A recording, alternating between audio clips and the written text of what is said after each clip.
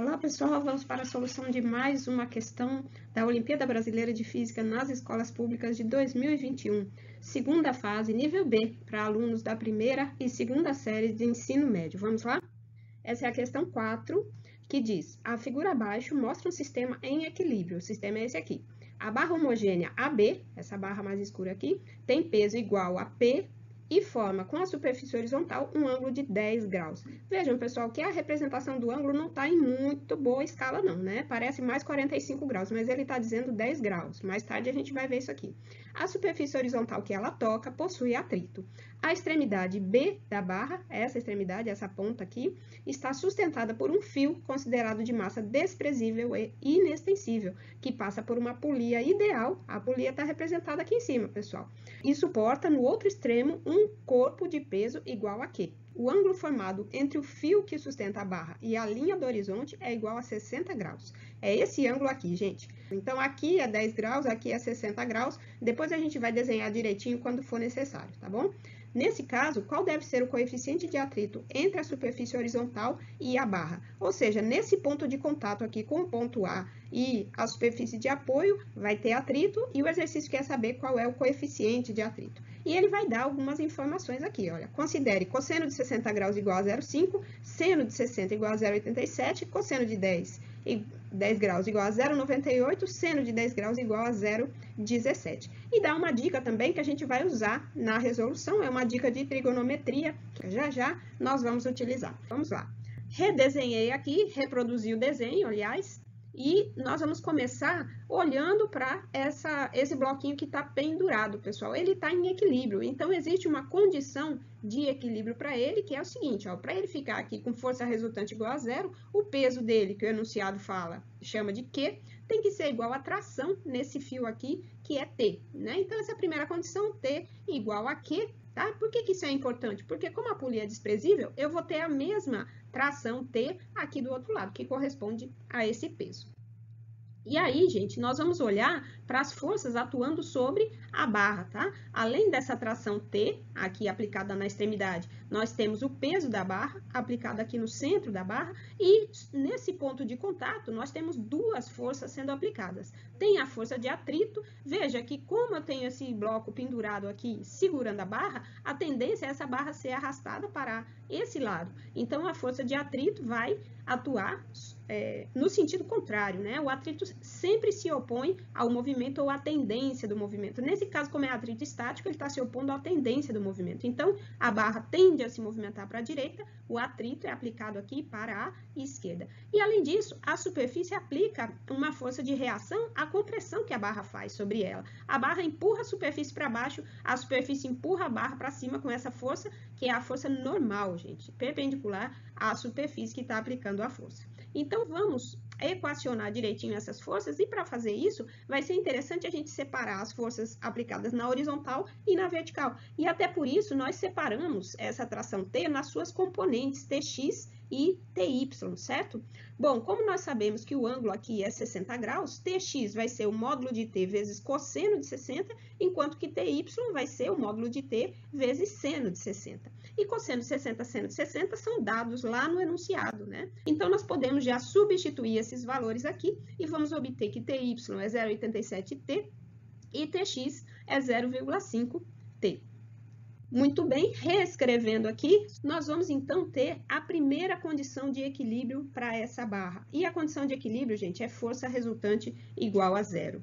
Vamos olhar na vertical, pessoal, nós temos a força normal para cima, a força peso para baixo e a força Ty para cima. Se essas forças se equilibram, quer dizer que as forças aplicadas para cima, somadas, vão se igualar à força que está aplicada para baixo. E é isso que a gente está escrevendo aqui, ó, normal mais Ty igual ao peso. Nós sabemos que Ty é 0,87T, nós já fizemos essa continha, então pode substituir aqui e eu tenho essa nova expressão. Olhando agora para o X, eu tenho para a esquerda a força de atrito e para a direita a componente Tx. Essas duas forças têm que se cancelar se a barra está em equilíbrio, então Tx vai ser igual à força de atrito. Tx nós sabemos que é 0,5T, isso vai ser igual à força de atrito e vamos nos lembrar que força de atrito pode ser escrita como μ vezes a normal. Eu vou enumerar essas duas equações porque a gente vai combiná-las para obter uma primeira relação importante aqui.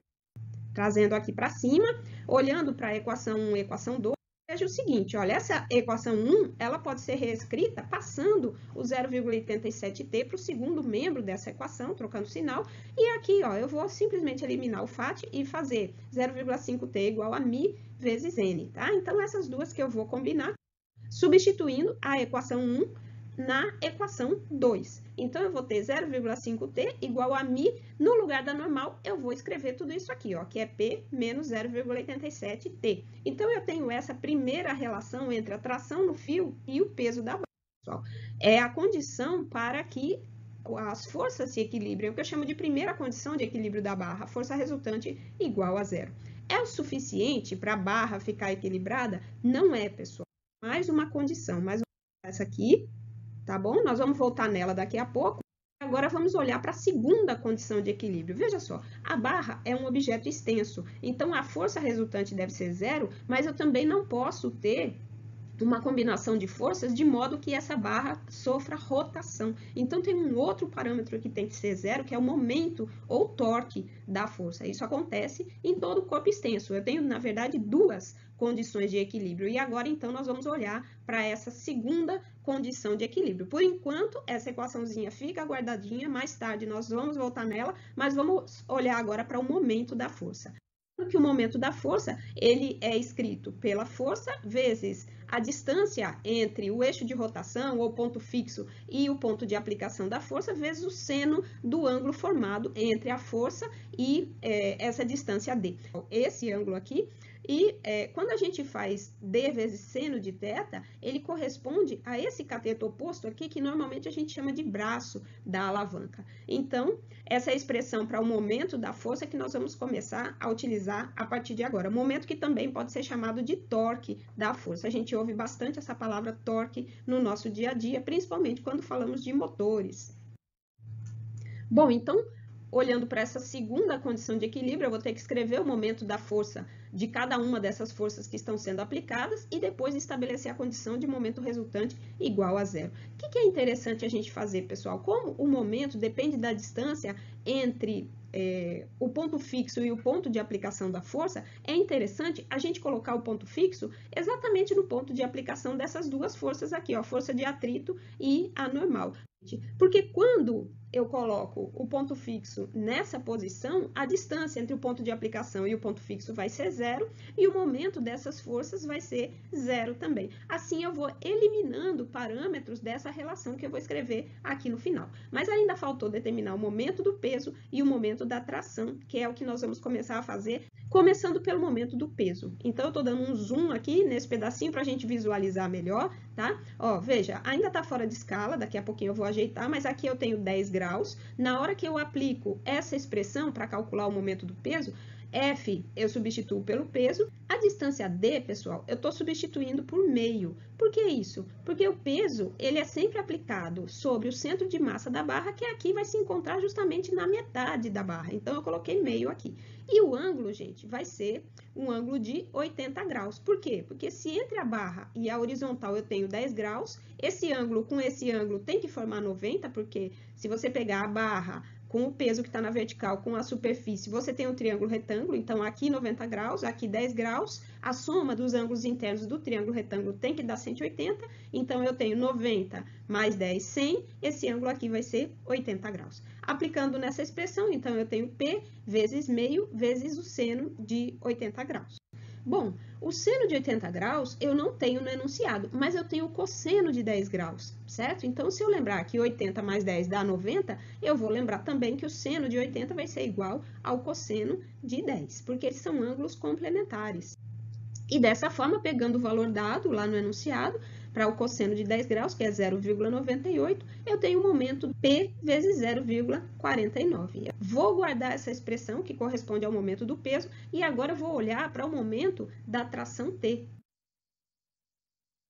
Vou reproduzir esse desenho aqui agora, pessoal. Por quê? Porque, como eu falei para vocês, esses ângulos eles estão bem fora de escala, fica até difícil da gente analisar. Então, eu vou colocar a barra no que seria aproximadamente 10 graus aqui nesse transferidor, e aí eu vou colocar a tração numa direção que seria realmente 60 graus com a horizontal, tá? E agora vamos olhar aqui para esse desenho. Se entre a barra e a horizontal eu tenho 10 graus, e entre a tração e a horizontal eu tenho 60 graus, o ângulo entre a tração e a barra vai ser 50 graus. É esse ângulo que eu vou usar, pessoal, na hora que eu for escrever o momento da tração. Vai ser T vezes a distância, né, entre o ponto fixo e o ponto de aplicação. Se para o peso essa distância era meio, porque estava no meio da barra, para a tração essa distância vai ser 1. Certo? Eu estou considerando 1. Então, coloco aqui, ó, 1 vezes o seno do ângulo entre a tração e a barra, que é 50 graus, como a gente viu aqui.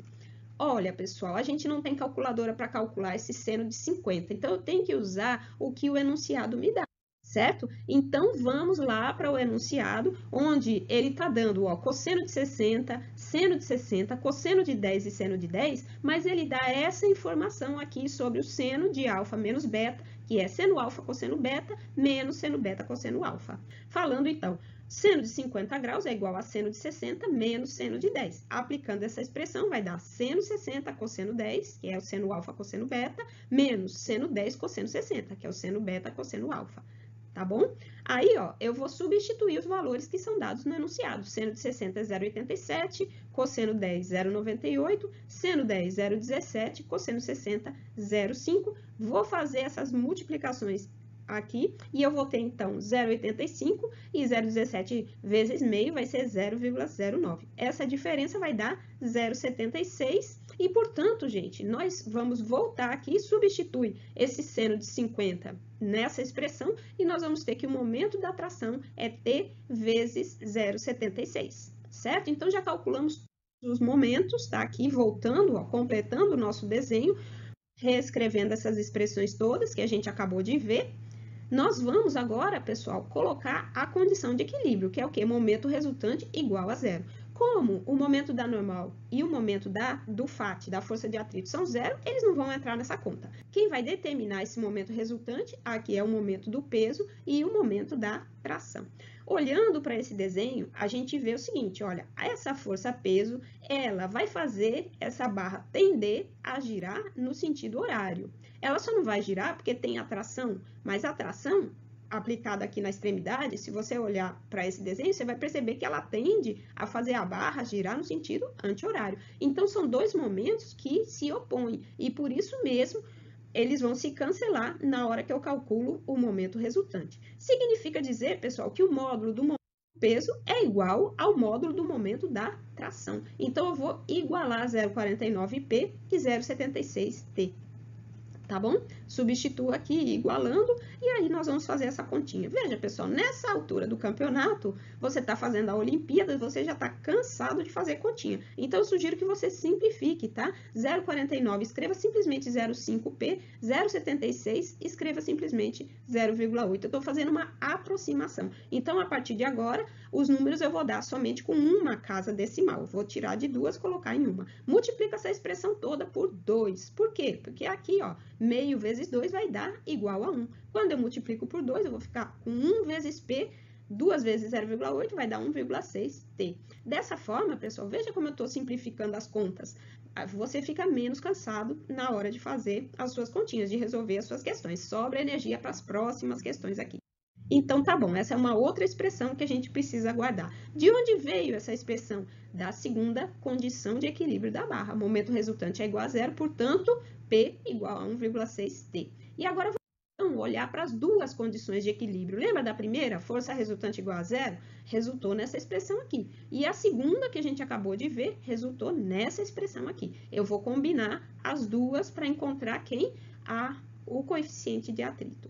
Então, repare, eu vou pegar o P, que é 1,6T, e vou substituir aqui, ó, dentro dos parênteses. Já reescrevi essa expressão, 0,5T igual a μ vezes 1,6T. Veja que eu peguei esse 0,87 e simplifiquei também para 0,9T.